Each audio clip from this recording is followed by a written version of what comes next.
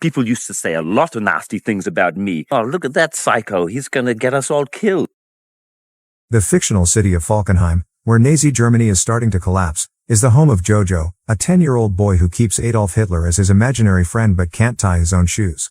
He's a true nationalist and a fanatic, indoctrinated with Nazi ideals and eager to help his country during the war, and that's why he's joining Jungvolk, the junior section of the Hitler Youth, with his friend Yorkie. They're spending the whole weekend at a camp run by Captain Klensdorf, his second-in-command Freddie Finkel, and Fräulein Rahm, who is in charge of the League of German Girls. They're giving kid-sized uniforms and a special dagger before they're taken to experience a variety of activities like grenade throwing, trench digging, map reading, and gas defense, among others. Or at least, the boys are. The girls are taught to dress wounds, make beds, and how to get pregnant. Jojo does well in activities like describing Jewish people and burning books, but when it comes to hand-to-hand combat, he gets scared and sneaks away, gaining the attention of the older boys. When the time comes for the boy to learn how to kill, these teenagers see how hesitant Jojo is and put a rabbit in his arms, asking him to demonstrate. Jojo swears he isn't scared, but he still can't bring himself to do it, so he tries to let the rabbit go. However, the teen boy grabs it before it can run away and kills it himself, proceeding then to make fun of Jojo for his failure. Since he's scared like a little rabbit, they start calling him Jojo Rabbit, which upsets him and causes him to run to the woods. While he sits on a tree root crying, imaginary Hitler shows up and tells him rabbits are actually pretty brave. They go out in the wild every day to get their carrots and they gotta be sneaky not to get caught. Encouraged to be a mighty rabbit, Jojo runs back to camp, where Klensdorf is teaching the kids to throw grenades under his supervision. Jojo passes by him, steals the grenade he has in his hand, and continues to run into the woods, where he throws the grenade so badly that it bounces off a tree and lands on his feet, exploding on his face. Jojo falls unconscious, but he has some blurry memories of people getting him to the hospital and his mother Rosie Betzler visiting him. He wakes up some days later in his room, and the first thing he notices when he gets out of bed is the limp on his leg, the second being the scars on his face he finds when looking at the mirror. His mother comes to check on him, then to hug him and remind him that he's got her even if his father is gone and his sister Inga died. After making him put on his uniform again, Rosie takes Jojo back to the Jungvolk headquarters, where they find Klensdorf awkwardly feeding Finkel. Klensdorf has already been demoted for negligence, but Rosie still hits him on the groin with her knee and slaps him with her glove, making him promise he'll give Jojo some work to do, even if it isn't on the field, and that he'll feel included. Jojo is given the task of putting up propaganda posters around town and delivering conscriptions, which he does with lots of enthusiasm. One afternoon, while working, he finds his mother staring at a group of people hanged at a gallows in the public square, and when Jojo asks her what they did, she replies what they could. When he goes home later, his mother isn't there, and he starts to get nervous when he hears noises coming from his sister's room. He enters the bedroom to investigate and finds a weird mark on the floor that goes up the wall, so he inserts his knife into it and manages to open a fake section of the wall. There is a space behind it enough for a person to crawl into and various objects spread around. At the end of it, he's shocked to find a young girl, Elsa Kor, who follows him out of the room as he screams and runs around the house in fear. She catches him when he's about to reach the front door and pushes him against the wall, showing him she has his dagger and admitting she's Jewish, but she's there because Rosie had invited her to hide in her house. If Jojo tells anyone about her, Elsa promises she'll say he and Rosie helped her, which would get them killed as well. After she returns to her hiding spot with his knife, Jojo rushes to his room and discusses his options with imaginary Hitler. Reaching the conclusion he should negotiate, he grabs a kitchen knife and a pot to protect himself, then returns to his sister's room to tell Elsa she should find somewhere else to live. He gets scared again, however, when she surprises him from behind, takes the kitchen knife as well, and kicks him out of the room. Jojo discusses things with imaginary Hitler again, and they reach the conclusion he should make Elsa feel safe so she'll drop her guard. When Rosie comes back in the evening, Jojo tells her he's heard noises upstairs, but she tells him it must have been rats. After Rosie puts Jojo to bed, she goes to see Elsa to tell her to be more careful, because if something were to happen, she can't choose her over her own son. She also reminds Elsa that as long as there's at least one person alive out there, then they are losing. The next day, Jojo goes to the swimming pool, which should help him with his leg. He notices Klensdorf and Finkel are there too, sitting closely together and showing fear of Rosie. After his mom leaves, Jojo approaches them and asks Klensdorf what he should do if he found a Jewish person. The answer is to call the Gestapo, who will kill them and whoever helped them. Jojo also wonders how one can even identify a Jewish person, to which Klensdorf says he doesn't know either and someone should write a book about it. Once he gets home, Jojo tries to talk to Elsa again.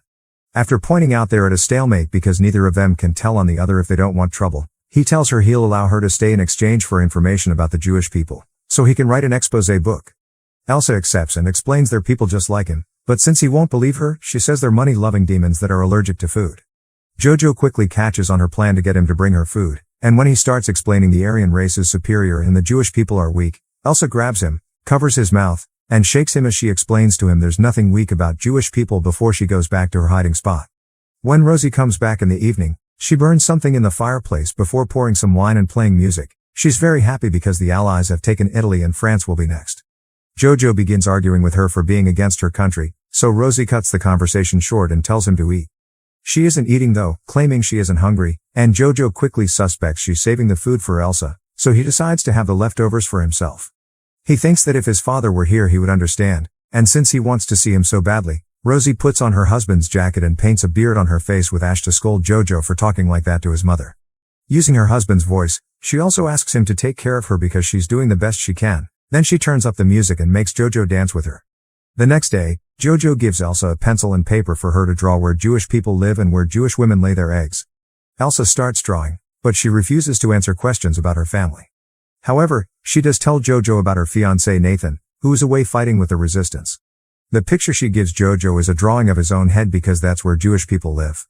Jojo gets an idea for a plan. He writes a letter pretending to be Nathan breaking up with Elsa and reads it to her, who obviously doesn't believe him, but it still hurts her to hear such horrible things about her with her fiancé's name attached to it.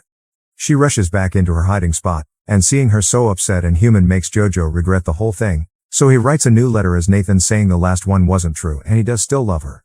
Elsa thanks him and asks him to bring her more letters in the future. They play a game of who can name more famous and important people on their sides, and Elsa wins when she brings up Jesus. Sometime later, Jojo and Rosie go for a walk to the riverbank, and Rosie tells him how different this area used to be. There were people all the time there, dancing and enjoying romance, which Jojo looks down on. Rosie also thinks kids shouldn't be discussing politics, they should be playing and climbing trees, and everyone should be dancing as a sign of freedom. Jojo looks down on this as well and takes off on his bike, with Rosie following him closely. When they reach the road, they see a truck of soldiers return home, looking gloomy and defeated. Jojo goes back to his house in a bad mood as well, so Elsa tries to distract him by telling him ridiculous fantasy stories about her people. He starts warming up to her and enjoying her company, for which imaginary Hitler scolds later, telling him his German brain shouldn't be bossed around. After he goes to sleep, Rosie spends some time with Elsa, telling her she's glad to have her and see her become a woman since she couldn't do so with her daughter. The following day, Jojo goes to the Jungvolk headquarters, where he finds Klensdorf and Finkel talking to each other with their noses almost touching, a clear tension between them. Jojo tells them he's writing an exposé on Jewish people, but they laugh at him, not believing it's real. Klensdorf decides to share with him some designs he's made for his and Finkel's uniforms, which are very flamboyant. Then he gives Jojo a new task. He must collect scrap for the war effort. While walking the streets dressed as a robot, Jojo sees his mother handing out little anti-Nazi flyers, and he also meets with Yorkie, who has been accepted as a soldier. When Jojo tells him he's captured a Jewish person, Yorkie replies he saw one in the forest and doesn't understand what the big deal is about, which gives Jojo a lot to think about. He visits Elsa as soon as he returns home and gifts her some colored pencils he's found around, but he also reminds her it's illegal for a Nazi and a Jewish person to be friends. Elsa points out he isn't really a Nazi because he hasn't hurt her, he's just a lonely kid trying to find a place to fit in. They agree to disagree. After Elsa realizes how dirty she's become, Jojo allows her to leave the room and take a bath. She even borrows some of his sister's clothes. They're about to have dinner together when someone knocks on the door, and after she runs back to her hiding spot, Jojo opens the door to find a group of Gestapo officers led by Hermann Diertz, and right after them, Klensdorf and Finkel arrives as well, saying they had to bring some pamphlet to Jojo, which sounds like his excuse. The Gestapo immediately starts searching the house for any suspicious activity as Diertz asks Jojo why his mother is away all day and why his uniform is lacking his knife. Elsa shows up then, wearing Inga's clothes and pretending to be her. She tells them she was the one to grab the knife because her brother had been bothering her, so the Gestapo goes to search her room next. Diertz is still suspicious of her, so he asks for her papers. Elsa grabs Inga's ID from her drawers and hands it to Klensdorf, who asks her for her birthday. Elsa guesses correctly and Klensdorf lets her go, but Diertz cuts in when he sees Jojo's exposé book. The Gestapo starts going through it, laughing at all the demonic drawings of Jewish people, and while Klensdorf doesn't look too amused, Elsa feels rather upset and betrayed when they reach a section where Jojo has described all the ways Nathan should die. Happy not to have found anything wrong, the Gestapo leaves, and Klensdorf leaves as well after giving Elsa back the ID and Jojo his knife. Elsa discovers the date on the papers is different from what she said, which means Klensdorf has been helping them all along. Jojo points out nobody really knows Inga is dead, so Elsa could pretend to be her and live with them normally, but she still feels hurt by the book content, so she tells Jojo they can't be friends. Imaginary Hitler yells at Jojo for trying to befriend Elsa and thinking she's a good person, and tells him to get his priorities straight. While he's out getting some food, Jojo finds Rosie hanged at a gallows in the public square. Devastated, he clings to her legs and cries his heart out, even trying to tie up her shoe to no avail. After staring at the body for hours, he goes home with his knife in hand, blaming Elsa for Rosie's death and ready to stab her for it. She stops his hand just in time, and he only manages to scratch her. As he starts crying again, Elsa takes pity on him and comforts him. She explains she's always known Rosie as part of the resistance, although she doesn't know the details, and Jojo's father is fighting for the resistance as well, but Rosie told him the opposite not to upset him. She also confesses her parents were taken to a concentration camp, so the two of them only have each other. Jojo starts going to the streets to scavenge food from waste bins and notices how destroyed the city is becoming every day. He and Elsa begin a routine together, sharing meals and enjoying the fake letters from Nathan that Jojo writes. One afternoon, the city enters a chaotic state when the Allies initiate an offensive, taking advantage of Hitler having killed himself. Jojo comes across Yorkie, who is carrying some weaponry around because the army is so desperate for soldiers that they're sending the kids out. Jojo tells him the Jewish person he caught is kind of his girlfriend now, and he's worried because it's illegal, but Yorkie points out he's met the Russians and the Japanese and they are worse than Jewish people. Rom finds them next, and after sending Yorkie out with a gun, she gives Jojo a uniform jacket so he won't be shot by their own side by accident. A bomb explodes in the area then, and Jojo is left dizzy while he watches everyone fight, including kids and the elderly, and even Klensdorf and Finkel wearing their flamboyant designs. Jojo is too scared to fight, so he hides in an abandoned building until it's over. He comes out after things calm down and sees the Americans take off the Nazi flags to replace them with their own, celebrating their victory. Soviet soldiers are seizing every Nazi they see, including Diertz and the rest of the Gestapo, and seeing the jacket Jojo is wearing, they take him as well.